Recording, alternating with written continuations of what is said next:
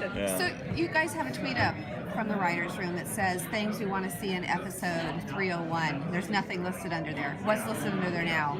Well, it's funny. What happened was the reason nothing's listed under there is because I erased it because we were taking photos. So that used to actually be full of a lot of stuff.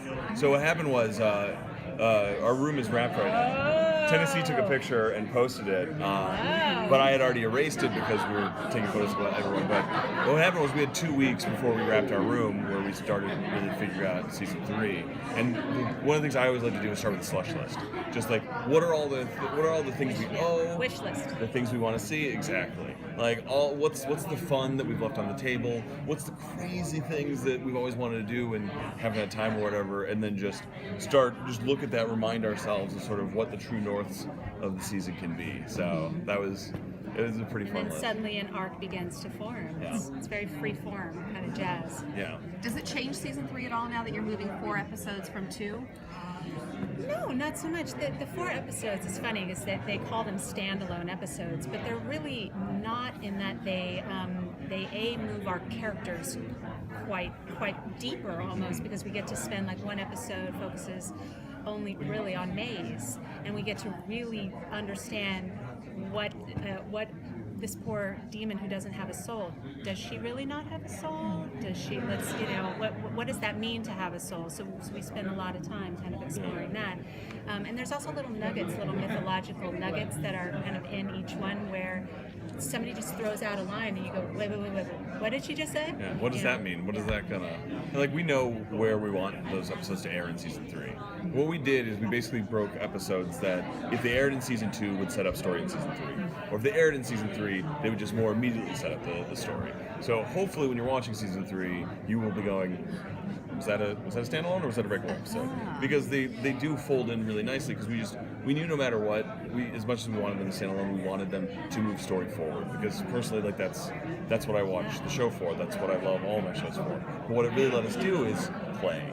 Like, right? We made an episode that's a little darker and weirder. We made an episode that's a little more fun. Like the Maze episode's like a Bond movie.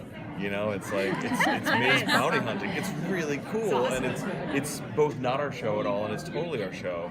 And what we've discovered is, going into season 3, it's sort of let us open up what the show is a little bit. Like, we have a great ensemble, and the show is always going to be called Lucifer, and always going to be about Lucifer. But we've got a great supporting cast, and spending a little bit more time digging into those side characters just makes the world richer. Yeah, when we first got the edict, I have to say, we were like, what does that mean? Like, we have a serialized show on our hands. Even though it's procedural, how do we make standalone episodes in a serialized show? Like, it didn't make sense. But then we immediately went to the shows, like X-Files that we love, and some of the episodes that were our favorites are these ones that were just completely, closed-ended, and so then we kind of got excited about it, and I think it did come at the right time, because now we have spent time with our characters and we want to know more about them. So we want to know about Maze, we want to know about who else do we explore?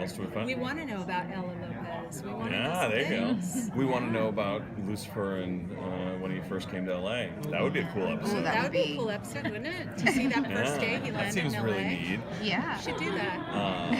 And what Amenadiel was like back then. What was he like? We should do that.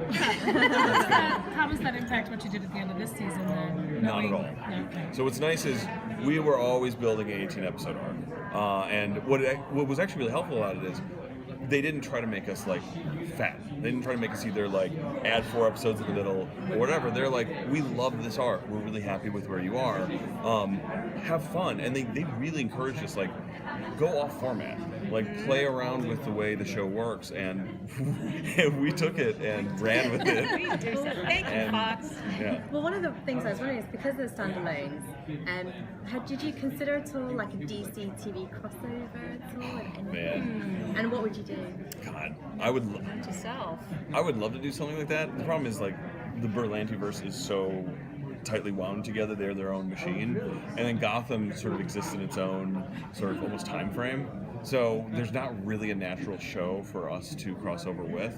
But never say never. But man, I would That's love to. the thing. Never say I never. love those things. Well, I kind of always thought about Lucifer Constantine. Yes. Sure. But then he crossed over with Arrow, so now he's part of the Arrowverse. So it's very... But yeah, he is sort of the natural guy, right? I know that.